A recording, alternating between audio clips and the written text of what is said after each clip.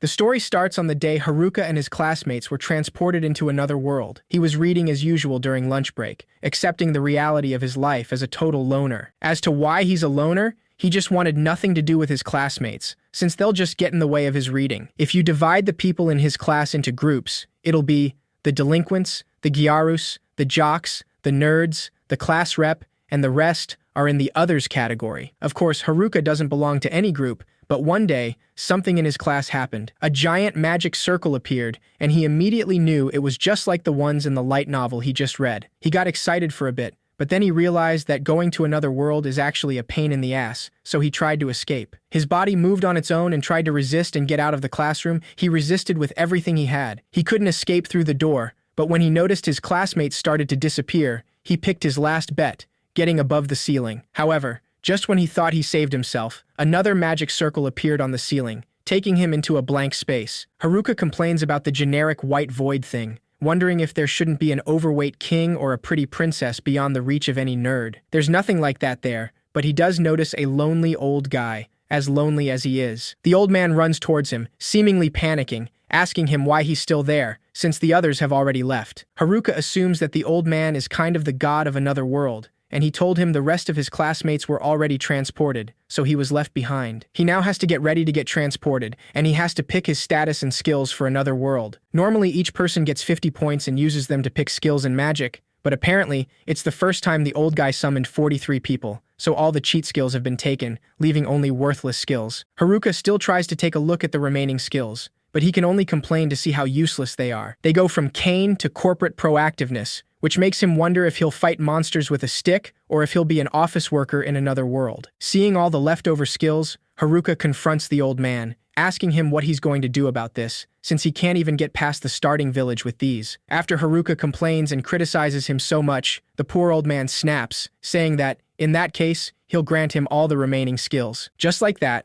Haruka gains all the leftover worthless skills, which guarantees him to a hellish hard mode. He's finally transported into another world, feeling completely lost and unprepared. He's sent there with a villager set, which allows him to store unlimited items in a bag. There he finds things like contact lenses, a mantle, leather boots, a wood stick, a ring, and other things, though he just sees them as the leftover stuff. After getting prepared to be lured into that world, he decides to check his stats, though he has to throw a dice before he can see anything. This is because one of his many leftover skills, which says that he can allocate 1 point to each stat or by rolling dice. Haruka once again complains, but he throws the dice, and they lay on the letter M, though he doesn't know what this means. He decides to add it to his luck stat, and is surprised to see that M actually stands for max. He also notices he has 2 extra skills, probably because he was transported alone. One of them is loner, which makes him live alone with no friends, and it doesn't allow him to form a party. It seems he can use servitude because of his loner status, but Haruka is still sad to know he won't get any harem in this world. He easily accepts that and decides to start his life in that world, wanting to secure a base of operation and find some food. His visibility is really bad with all the trees, so he decides to use the contact lenses he saw in his bag before, and surprisingly, they provide the appraisal skill. This allows him to discern many things, so now he can see crystal clear, and he quickly finds edible mushrooms. Now being able to find anything he wants, Haruka goes to a river to collect some water, and he later finds a cave. The place is seemingly empty, and it looks spacious and comfortable, so living there might be a good idea. Haruka decides to pick twigs and leaves in the forest, and by using temperature magic, he manages to light a fire, which should be enough to keep beasts away. When he checks his status, he realizes his temperature magic leveled up, and that unlocks fire magic. He also got clairvoyant sight, presence detection, and enemy tracking, which must have been because he was on the lookout for monsters, though he doesn't know what he'll do if monsters actually show up, since all he can do right now is to smack them with sticks. Despite that, Haruka tiredly falls asleep in that cave, using a tent and lanterns he got from his special bag, and that way, he makes it through the first day on another world alone. Now on the second day, he's relieved to see there were no problems at night, since he has items to repel monsters in his bag, and his shut-in job title protects his living space. Despite this, he has an empty stomach to fill, so he creates fire using the fire magic he learned the day before, and prepares a decent meal with the mushrooms he collected and the beef jerky from his bag. The villager set he got even includes a frying pan and knives, so cooking is not really an issue. With a little bit of seasoning, he's delighted to finally have some breakfast, surprised by how good it actually tastes. After his stomach is full, Haruka walks through the woods, deciding that the cave will work as his base, so next is securing food and taking some safety measures. As he collects some mushrooms, he suddenly detects a presence with his skill, and he's terrified to see goblins. They're small fries, but their stats are higher than expected, so Haruka wonders if he can win. However, the fact that he entered the forest means he will have to deal with them, so he can't waste this chance, though he doesn't know if a stick will do the job. He tries wrapping the stick with magic using packing, a skill that allows him to wrap all manners of things with magic. It turns out better than he thought, and without relying on cheat skills, he's sure he'll surpass them. Haruka hits the poor goblins with a stick, managing to read all their moves just to finish them off with some magic. After that, he decides to go back to the river, washing his face as he thinks about the fact that he survived his first battle, even if they were just two small goblins. He knows there is a lot to reflect on, but he admits he moved a lot, so to him, that is good enough. With that in mind, he heads back towards the cave, feeling like he's actually more exhausted mentally rather than physically. Once again, he lights a fire and cooks some mushrooms, since that is all he has for now, though he doesn't complain. Haruka got a wooden club from one of the goblins he defeated earlier. It's heavy, and the range is really short, so he can't really use it. Even his wooden stick is better, so that will be good enough for now. He decides to check his status once again, and cheers when he discovers he leveled up. And even his stats are more than doubled now. His cane mastery also leveled up as well, even though all he did was just whack things with his wooden stick. He notices his sensitivity skill also went up, which is kind of strange, since the goblins didn't capture him or did questionable things he would only read in a light novel. He also got magic infusion, and that is probably because he enchanted his stick with magic. His calisthenics went up as well, even though he's only been in that world for a day. On the third day, as expected, Haruka is already getting sick of eating only mushrooms. He would love to eat meat, but if he said that, the class rep would definitely get mad at him, saying that extravagance is bad for him. With that in mind, Haruka finishes his plate of mushrooms, now ready to enhance himself, using Magic Infusion Level 1. That skill cloaks the body with magic and enhances them, empowering physical and magic defense. As for the effects of that magic infusion that he got the day before, he can now get a complete package of body enhancements plus physical and magical defense. After doing that, Haruka notices his appraisal skill also went up to level 2, but he can now see question marks on the names of the things, so he wonders if the skill just got downgraded. Unable to understand and not wanting to think about it, he decides to exit the cave, convincing himself that it is time to head out already. Haruka walks into the woods one more time, this time wanting to properly practice some magic for the very first time. As he walks through the forest, he gets excited to find food, though it is only more mushroom once again, but he still claims that the forest has already blessed him. After thinking about it for a moment, he changes his mind and throws the mushroom away, realizing how sick of it he already is. Completely desperate, he starts searching for something else to eat in his surroundings, wondering why meat doesn't just grow out of trees in this world. Haruka searches desperately through the forest until he remembers he is actually there to practice his magic, and he scolds himself for getting distracted so easily at the sight of simple mushrooms. Getting himself together, he decides to use Magic Infusion, wrapping his whole body in magic. With that,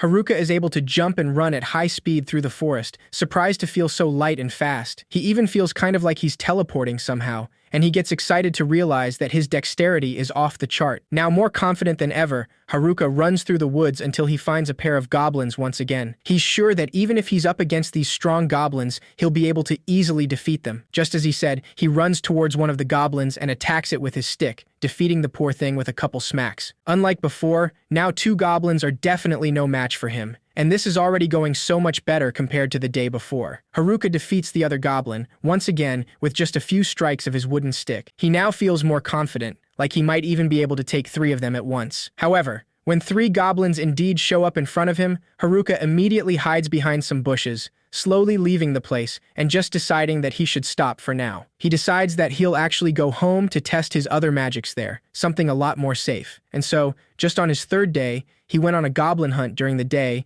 and then at night, he studied magic, or DIY to be exact. He had to go through a lot of trial and error for that one. And then, on day 5, Haruka finally succeeded in defeating a goblin in a single strike and decorated his base with some fancy stuff he proudly made himself. His life in this world is finally starting to go well, and with that taken care of, he decides to go hunting, trying to find some food besides mushrooms. At night, he chases a small bunny, desperate for some meat after so long just eating mushrooms. After a while, he finally catches the poor bunny, but he immediately senses a presence, and he knows it isn't goblins. Of all people, he's not pleased to see the delinquents from his class, so he tries to escape, not wanting to get involved with them. However, he senses someone else in the other direction, so he uses clairvoyant sight and now sees the Gyaris, the jocks, and even the nerds. Once he sees the class rep, Haruka lets the bunny go and realizes that this world is harsh, and it would be better if he had some friends. He's known her since the first year of grade school, so he should at least say hi. But then again, he feels so free and isolated, and he can live the way he wants without anyone butting in, so he won't exchange this daily life with anything else. Right now, he's conquering this another world alone. Haruka immediately hides beneath some bushes when the group of delinquents gets near. They decide to inspect that area after hearing a voice, but when they do, the bunny from before comes out, so they laugh it off and quickly dismiss it. Sometime after, Haruka follows the delinquents, since he has to know what they're talking about, even though he wants nothing to do with them. However, he soon finds out that the guys are only being total perverts while talking about the girls from the class. He knows they've always been weird like that, but he's also sure that at least the girls have the class rep to protect them, and even if they try to cause problems, she'll definitely stop them. In that moment, one of the delinquents grabs from the neck a student named Tanaka. They want him to confirm if that skill of his will allow them to do what they want, also asking him how exactly it works. Haruka recognizes Tanaka, realizing that the delinquents are using him like a live search tool. One of them suggests going back with the others, and after they leave, Haruka assumes that the whole class must be upstream. However, he still believes that being a loner is the way to go, so Haruka starts walking in an entirely different direction. Once he gets home, he's shocked to see his loner skill just leveled up, and that probably because he avoided his classmates before. If Neat had leveled up too after all that hard work, he would have broken down right there, which makes him think that these titles really wreck his self-confidence. Though he's still only at level 3 himself, and that's probably because of these Master of None and Dummy skills. He knew they'd be hard to level up, but he's not sure what they even do. Master of None likely means he can't stay focused on any one thing long enough to hit it big, but it does let him handle most things pretty well. He wonders if Dummy makes him some kind of puppet, or if it's dummy as in useless idiot. That makes him think that this skill is bad, and probably the worst. On day 7, Haruka wakes up past midnight, complaining about all the noise he hears outside. He decides to go out in the forest to see what's going on, and laughs a little when he sees the nerds fighting some goblins. Haruka wonders if he should help, but decides to use appraisal on them, and realizes that they don't need help at all, since they've got way better classes than him. He wonders why he's the only Neat here, but then remembers that they're not stuck with trash like him, since they've got the OP stuff. This reminds him that their class was full of athletes and ace students, kids of celebrities and stuff too, so Haruka used to wonder how a normal kid like him would end up there. These nerds are definitely Isekai pros, so he figures they'll be fine and decides to leave. However, his perception skill allows him to see some goblins approaching them from behind, so Haruka decides to help. After taking down those goblins, Oda, the leader of the nerds, thanks him for the help, since he really saved them. Haruka awkwardly dismisses it, realizing he's been alone so long that he forgot how to talk. He invites them to his cave, and the group of nerds is clearly impressed by how fancy it looks. Haruka explains that he just learned earth magic, so he paired that with his packing skill. The nerds are amazed to see he did all of that by himself, commenting that it's not fair he gets it all to himself, since the place is so big. Haruka serves them some drinks and asks them what happened to everyone else, wondering what they're up to at night alone. After some hesitation, Oda confesses that they're actually on the run, explaining that it all started when everyone but him got transported to the forest. Everyone started panicking, wanting to go home,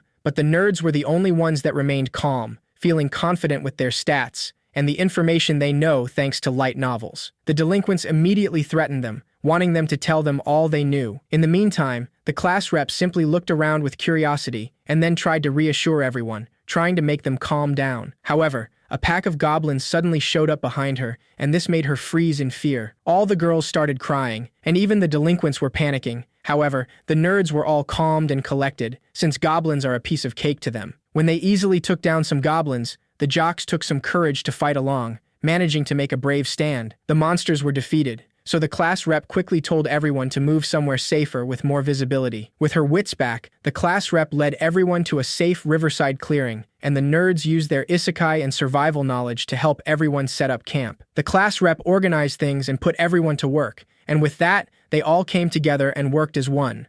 Or so it seemed. The Gyaris decided that they didn't want to do any work, so they counted themselves out and left the group. Everyone else saw that, and the class rep couldn't do anything when the others also counted themselves out, wanting to leave all the work to the nerds. The class rep couldn't stop anyone, and just like that, the whole class fell apart. From that point on, only the class rep, the nerds, and a few other students did any work, while everyone else only complained about their boredom while doing absolutely nothing. Meanwhile, the nerds worked way too much, and they were stuck handling monsters too. It was rough, but they were set on leveling up after all.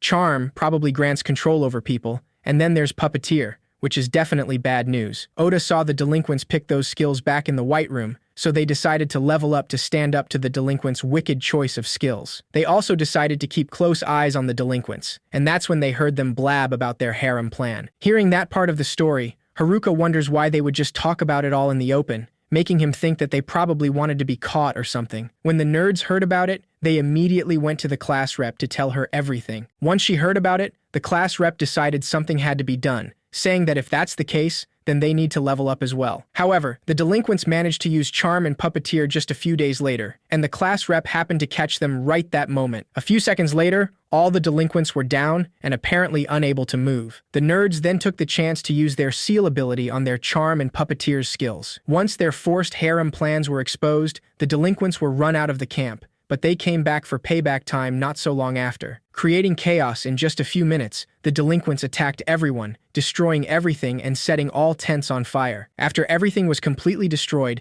the delinquents left without a word, and for some reason, the nerds took all the blame for what happened. The Gyaris really let them have it, and everyone else also put the blame on them. The only one who stood up for them was the class rep, who tried to tell them that Oda's group did nothing wrong. A few other students took their side along the class rep, but it was all too much to take, so the nerds took off. After hearing all that happened, Haruka gets really emotional, realizing that they've been through a lot, so it must have been rough. Just because of that, he decides that tonight they'll have a feast, though all he has to offer is mushrooms, and the nerds don't seem so eager for it. Haruka ended up spending the next day with them too, thinking that not being a loner isn't so bad sometimes. When they finally decide to part ways, Oda asks him if he's really sure he doesn't want to come with them. He explains that they're headed downriver to look for a town and get started as adventurers, and out of the whole class, he's probably more in their group than any other. Haruka recognizes this, remembering that they used to share books and stuff back then. However, he declines in a dramatic way, not elaborating on his decision as he asks them to go already. After they leave, Haruka thinks that he would love to head into town, but with his cursed set of stats, he would only hold them back. He decides that it's better to go check on the others, since the nerds seemed worried about the class rep. On his way there, Haruka encounters a kobold, a small beast that immediately bites his hand. Despite getting a bit hurt, he manages to win against the kobold, and after walking around in pain for a while, he finds the camp, realizing that the place is empty. His enemy detection skill lets him see several footprints on the ground, and after following them, he manages to see the Gyaris, so he panics and decides to retreat home immediately. He wonders what he could cook today, wanting some fried chicken, even though everything he has is mushrooms again. Before he can escape, the Gyaris try to stop him and quickly start following him. Haruka doesn't stop running, since the Gyaris are the furthest thing from a life of quiet solitude. However, when he hears one of the girls say, "Please," Haruka stops in his tracks, wondering if he misheard or something. Once they catch up to him, the blonde girl asks him if he's friends with Oda's herd, clarifying that they're looking for them. Haruka mentions that he doesn't know about any Oda herd,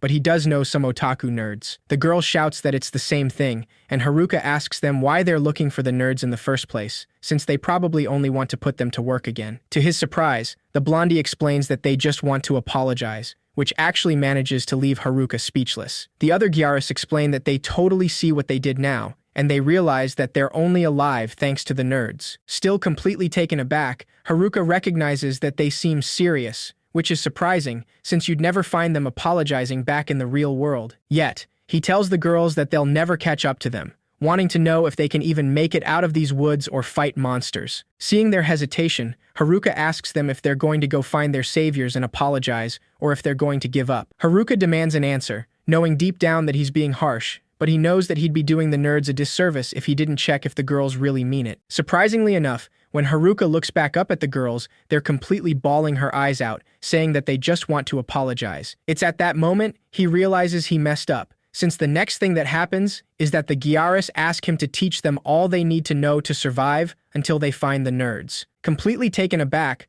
Haruka realizes that his subjugation skill just activated, all because he technically said yes by reflex. When he checks his stats, he sees his subjugation list, noticing the names of the girls, which are Gal Leader, Gal A, and Gal D. Haruka freaks out, wondering how this just happened, since now he has the 3 girls following him like ducklings. He doesn't like this situation at all, thinking that it's scary how little life is in their eyes, and how they'll finish monsters off without a word. And then they pull magic crystals off the monsters and bring them to him like dogs with a frisbee. He notices one of the girls has a scratch, so he pulls out a healing potion, but when he hands it to the gal leader, she uses the potion on him instead. Haruka doesn't know what to do anymore, only wanting to know how to cancel this subjugation thing. Without even noticing, the class rep finds him, and she seems really happy to see him, though she has to shout at him in order for him to notice her. On the other hand, we see the delinquents discussing their next plan, deciding that they firstly have to get rid of their problems before approaching the girls. Once Haruka finally notices the class rep right there, she complains about him not calling her by her name, as they've known each other since elementary school. He apologizes to her,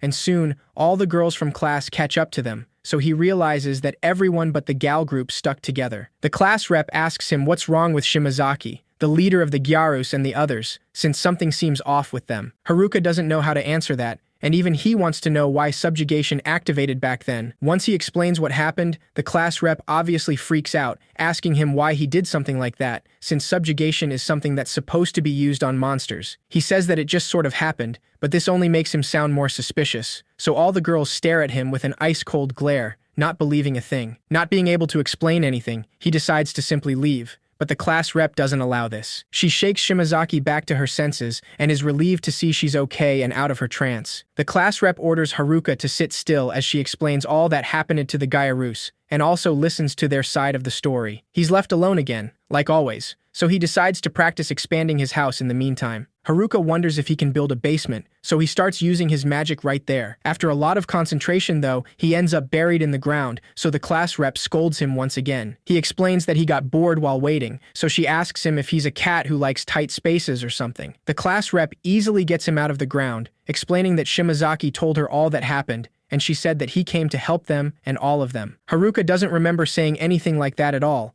but in a matter of seconds, he has all the girls thanking him, so he asks if he can finally head back home. The girls quickly object, clearly upset, since he's supposed to help them right now. On the other hand, the class rep just wonders what he means by going back home, wanting to know where he's heading. Haruka explains that he has a house, and the class rep asks him why he has a house here, wondering if he was born in this world or something. He just says that he had time on his hands, so he just built one in his spare time. The girls quickly gather around in a circle, discussing the situation and leaving him out once again. The class rep asks him how many people he can fit in his house, and Haruka mentions that maybe 240 or so, and more if they move the furniture out, and if they add in the kitchen, restroom, and bath, maybe even more. The girls are surprised to hear he even has furniture, and even more shocked to hear about all the other places. The class rep asks him what kind of mansion he's living in alone, saying that they've been living survival style out there. Haruka is also working on a guest room, but he decides that it's better not to mention that right now. Being encouraged by the girls, the class rep gathers the courage to ask him to let them stay at his place, even just for the night. Haruka immediately freaks out at the idea of having schoolgirls at his place for the first time, and it's even the entire class. He starts fantasizing at the idea, so the class rep scolds him, and he decides to lead them through the forest to his place. The girls have a hard time keeping up with his pace, and the class rep is weirded out when she sees corners and intersections in the woods. She jokingly asks if there's also convenience stores or something, and Haruka says that he actually thought about building a drugstore, but changed his mind at the end. After a long way, Haruka welcomes all the girls into his house, and they're all completely amazed by the place, since it looks like an actual mansion. They start running around excitedly, wondering if this is a dream, and saying goodbye to their tent life. He's kind of embarrassed they like it even more than the nerds, but he decides to show them around anyway. All his words are completely ignored the moment the girls see the bath, and in a matter of seconds, all Haruka sees are their clothes flying up in the air as they run into the bath happily, ignoring everything else. Not even the class rep can stop them from stripping, and Haruka comes to the conclusion that all their time in the woods turned them into savages. After all that ruckus, he celebrates being alone again after setting up a tent outside his house, which allows him to enjoy his peace and quiet. He knows only a loner could enjoy such a thing, but there's no way he could stay with a whole herd of schoolgirls. Haruka is startled to see the class rep staring at him right then, but she just thanks him for saving them. After the boys left, they've been all worried, so it's nice to feel at ease again finally. A fancy room, food, and a bath has everyone in high spirits once again, and they were able to bounce back. The class rep is sad she couldn't do anything for them, but Haruka assures her she's done a lot. He explains that she doesn't have to do what Oda did, since the nerds were practically raised for the day they got transported here. She can't go making comparisons, and she doesn't have to judge herself against guys born for this, since they're the weird ones. At the end, the class rep smiles, feeling grateful for his words, though she also mentions that if he has a better lifestyle than the nerds, then he's even weirder than them. That night, Haruka is barely able to sleep, since he couldn't stop thinking about all the schoolgirls staying in his house. The next day, a sweet girl he doesn't even know wakes him up in an unusual way, getting on top of him to tell him that breakfast is ready. Trying to ignore the fact she's literally on him, Haruka looks away and asks, "What's for breakfast?" trying not to make eye contact. The girl tells him that she prepared mushrooms and grilled fish, not expecting the strong head bump Haruka gave her for simply mentioning the word fish. The class rep comforts the poor girl, but Haruka just enjoys the grilled fish, tearing up as he wonders when was the last time he ate fish. Clearly confused, she asks him what his deal is, since he's been literally living in front of a river all this time. Haruka confirms this, explaining that he spent every day watching the fish while eating mushrooms. He couldn't catch any, since they're too fast and kind of slippery, so he never had any luck. Haruka asks them if they have an easy way to catch them, so the girls decide to show him. Once they get to the river, one of the girls uses lightning magic in the water, making all the fish jump. He excitedly asks her to do it again, and once the girl does, he wraps the lighting magic with his packing skill. Haruka lets that box fall into the water and finally manages to catch some fish. In addition to that, he also got himself that lighting magic while he was at it, now being level 1. Being quite lost, the class rep asks him what he just did, and he explains that by using his packing skill on magic, he can get whatever elemental magic it is. She mentions that that sounds pretty overpowered, so Haruka admits that even the worst skills have some use, apparently, since he could get magic just like that. A while after that, Haruka is sitting by the river next to the class rep as some of the girls play in the water. He asks her if they've decided what they're going to do, and the class rep says that they haven't really come to an agreement, but they're thinking of heading to town. Haruka remembers that the Gyarus did say they were going to hunt down the nerds, but Shimazaki appears out of nowhere to clarify they just want to thank them and apologize. The class rep calms her down, and then mentions to Haruka that she was thinking they should level up before heading for town. He agrees with that idea, since they're going to need a few more levels if they want to hunt down the nerds. Once again, Shimazaki protests, but Haruka ignores her and smiles, saying that he'll help out if they want to level up. The class rep thanks him, but she also clarifies that they won't be hunting Oda and company though. Haruka seems to be a little disappointed, saying that he wanted to see the clash between the nerds and the Gyarus with their OP skills. Still, sometime after that, all the girls gather in front of him to start their training. Haruka mentions that, before they start leveling up, he'd like to know where everyone's at. All the girls tell him what their level is, and he's terrified to see that they are all high level, and the lowest is level 16, when he's still only level 7. He doesn't think these overpowered girls even need him, but he decides to try either way. When he spots monsters behind the bushes, he instructs the girls to take down these kobolds, since it's an easy group of 3 low-level ones. All the girls seem confident about it, completely ready to finish them up right there and then. However, in a matter of minutes, the girls are laying on the ground, defeated, and Haruka claims that that was pathetic. He uses magic to expand his tent, and all the girls are quick to complain, saying that he didn't warn them kobolds are fast and bite. After discussing the situation, the girls decide to go out and try again, but Haruka notices that one girl decided to stay, and it is the sweet girl that woke him up this morning. She sheepishly apologizes, saying that she was testing him back then. The girl explains that when the boys attacked, they almost got her, and it was traumatizing, so she was worried he might attack them too. But he gave them a place to stay, food to eat, and even taught them how to fight, so he's nothing like those other boys. Haruka realizes that the girls have been through a lot, and the girl nervously tells him that she'll come wake him up again tomorrow when the fish is ready. He only smiles at that, deciding to call her Fish Girl, though she doesn't like that nickname very much. The next day, Haruka enjoys another delicious fish thanks to Fish Girl, and while he's eating, he overhears the girls talking about getting some payback on those kobolds, even after getting pummeled yesterday. Luckily, the class rep intervenes, saying that they need to train first, so they decide to start off with some weak goblins. The training was a little harsh on the girls, but after a lot of it, the day for payback on the kobolds finally arrived. Haruka observes them closely, noticing that the girls get kind of pissed when they notice the kobolds teasing them. He wonders if they can handle this, since there are already some girls giving up, saying that they're tired. Some of them are already down and out and sleeping, and some of the others are even faking sick to get out. Seeing all this, Haruka is clearly frustrated, saying that the class rep's training is no good at all. One of the kobolds attacks, but Fish Girl blocks him with her sword, and Shimazaki takes him down with a kick. Some of the other girls also join in and attack, and unlike last time, they finally manage to take down the 3 kobolds. The class rep cheers with them in victory, clearly happy to see the results of her training. Haruka seems relieved, saying that he was worried, but they really handled that pretty well. One of the girls even decides to shake hands with one of the kobolds, saying that it was a good fight, but they won't lose anymore. Soon enough, all the girls are cheering, and they're delighted with how cute the kobolds are, now wanting to keep them, for some reason. Haruka lies on the ground, exhausted, thinking that now he can get back to his loner life of freedom. However, the class rep approaches him to thank him, saying that now they can head to town together with him. This clearly takes him off guard, since he never said he was going with them, but the class rep seems to be set on that decision. The next day, all the girls pack their stuff, getting ready for their journey to town. Haruka warns the class rep, saying that there's no telling what might happen out there, so they have to keep their wits about them. In another scene, we see a student running from something under the rain, but he trips and falls, so he begs for his life, saying that he doesn't have a skill like that. The person chasing him doesn't say a word, and immediately goes for his neck, strangling him until the student doesn't move anymore, and leaving him there, alone. Now Haruka is deep in the woods with the girls from class, guiding them safely out of the woods. The delinquents are after the girls, so keeping the group safe is top priority,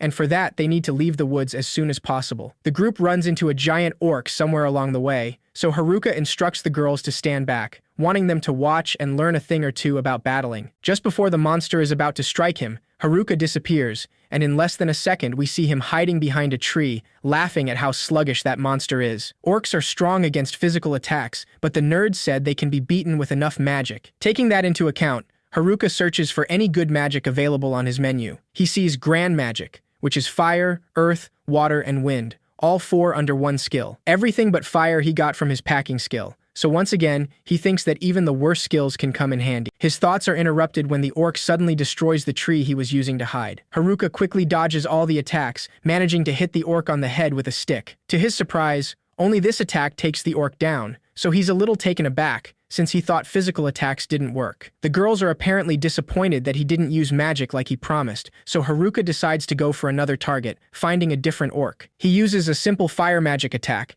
and once again he's surprised to see the orc is taken down by only 1 shot, as he thought it was supposed to take lots of magic. The girls complain again, clearly upset, saying that they can't learn a thing from this, since he's too strong. Despite all their frustration, the mood of the girls brightens once they finally have their fill of food at night. In the meantime, Haruka decides to set some traps for monsters with some earth magic. His tent wards off enemies and grants perception too, so that should be enough to look after the girls. Once he's done setting the traps, he sees the map he derived from his appraisal skill to decide on tomorrow's route. This allows him to see that the river really starts to snake up ahead, so he wonders what the shortest route is. Out of nowhere, his perception skill goes off, so Haruka hurries to see if there are monsters around. He worries the moment he sees a group wandering around, thinking that it's the delinquents. However, he relaxes once he realizes that it's just the jocks, who approach him in a friendly way. The class rep observes them from afar with curiosity, and Haruka asks them what they're doing out in the woods, assuming that they're after the girls, so they must be dumb stalkers. The jocks are clearly not happy about his accusation, so they quickly clarify that they're not after the girls, but they came here to find him. Haruka asks them why they're hiding from the girls in that case, and with a bit of hesitation, they confess that they can't trust anyone. After all, there was a skill scarier than the dudes with their puppeteer and charm skills. Haruka thinks it over for a moment, since there's only one skill he can think of that's more dangerous than those, and that skill is hijack. The jocks confirm this, saying that the delinquents made a big deal about puppeteer and charm, but never even mentioned hijack, so that must mean they don't have it. Haruka stops them right there and mentions that they're really dumb, asking them what they'd do if he was the one with that skill. A little taken aback, the jocks relax, saying that they'd be fine with it if it was him, and it would even put their mind at ease. Haruka doesn't even know what that's supposed to mean, and he clarifies that he doesn't have that skill, but he did learn subjugate. That skill sounds even worse to the jocks, but they say that if he's the one who has it, then it's no big deal, since they assume he'll be alone anyway. Kakizaki, the leader of the jocks, only advises him to watch out for that skill, saying that they're going to keep an eye on those dudes out in the woods. The next day, Haruka informs the girls that they're headed through the woods again, so they all gear up excitedly. When he's alone, the class rep approaches him, wanting to talk about Kakizaki and the boys, and Haruka tells her that he asked him to apologize to her for them. Clearly nervous, the class rep suddenly apologizes to him, saying that she was going to tell him. Before she finishes speaking, Haruka deduces that what she wanted to tell him is that she has the hijack skill. The class rep immediately asks him how he knew that, since it was a secret between her and Oda's group. He simply answers that it only took one look to figure out, and he bets the jocks are just too dumb to realize. She asks him why he helped her if he knew. After all, hijack is a terrifying skill that steals someone's skills by taking their life, and anyone would be afraid of that. Haruka simply says that there's no reason for him to be scared, and the nerds weren't afraid either. They sealed off the delinquent's puppeteer and charm skills, but they didn't seal hers, so that says it all. It means they were relieved she was the one who has it, and the same goes for him. The class rep tears up, and Haruka runs away when she says that it's his fault that she cries so much lately,